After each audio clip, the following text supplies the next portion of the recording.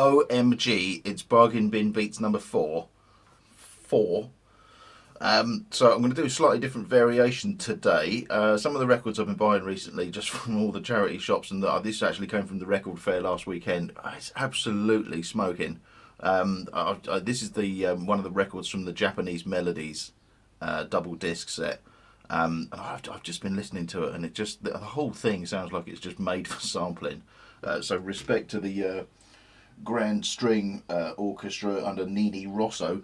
So what I'm going to do, I'm going to listen to it. I've got this headphone jack out from my scratch mixer going into the microphone in on the 404, so it's only going to be taking 1/0 samples, but I'm not too fussy about that. But what I'm going to do, listen to the side, and I can use the loopback function on the 404 just to grab anything that sounds like it's going to be useful for a sample.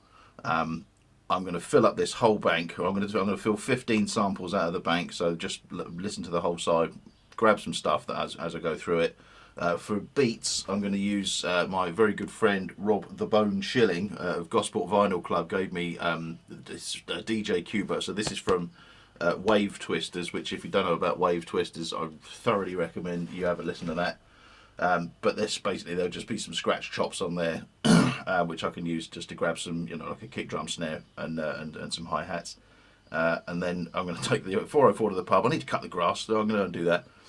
When I finish my cup of coffee, I'm going to go to the pub and just sit with the 404, do all the chopping and all the processing, and hopefully at some point I'll see you back here with a beat. What I'll do when I've taken the samples, I'll just run you through what I've got, and so you can hear what I've got, and then we'll have a beat a bit later on.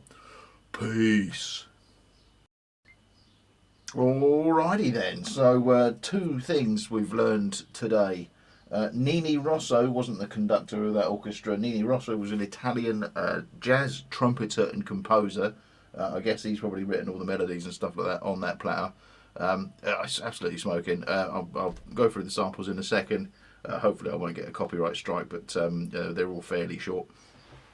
The second thing we've learned today is that the whole album was basically in 3/4. So that's going to be slightly challenging to get a 4/4 beat over a 3/4 sample. Because of the way the sequencer is set up on the 404, we can't do a 3/4 beat. But we're going to give it a go. And if any machine can do it, this is the one. So let's have a quick listen to the samples that I lifted. So that's like the intro to the whole album. The intros and the outros from all of the tracks were absolutely fire.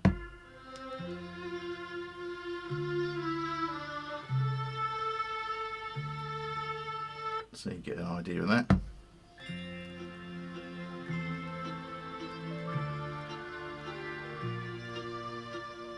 Yeah.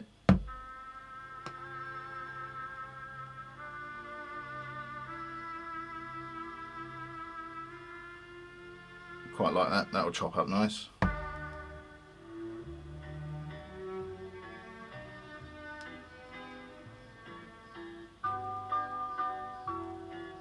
Yeah. Gonna do that. Again, that's just the outro of the track. It's beautiful.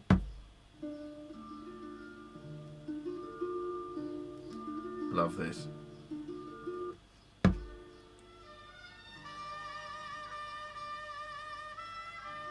I didn't normalise this one. That's quite similar.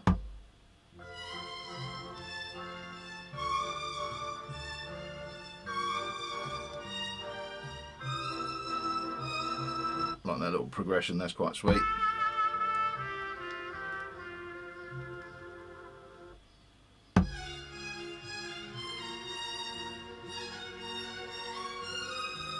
Again, that'll just chop up sweetie. These two are really similar, but there's like a bit more kind of background in this one. So I reckon there might be some variation there we can play around with.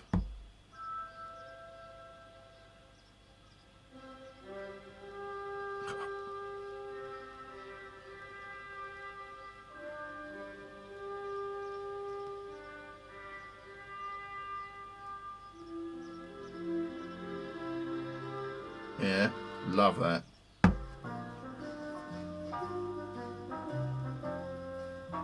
A bit more sort of jazzy number. It's cool. Just right for choppage. And the last two samples I've got here are from the Qbert joint. And that should give me enough. You know, there's certainly a bass and a snare there. I mean, that's just fire in it. So I'm going to try and chop those out into individual drum parts. I mean, they're already battered. But yeah, we'll see what we can get up to. Right, I'm going to go and cut the grass because it really is a bare long. And I'll be back later on with a beat. Peace.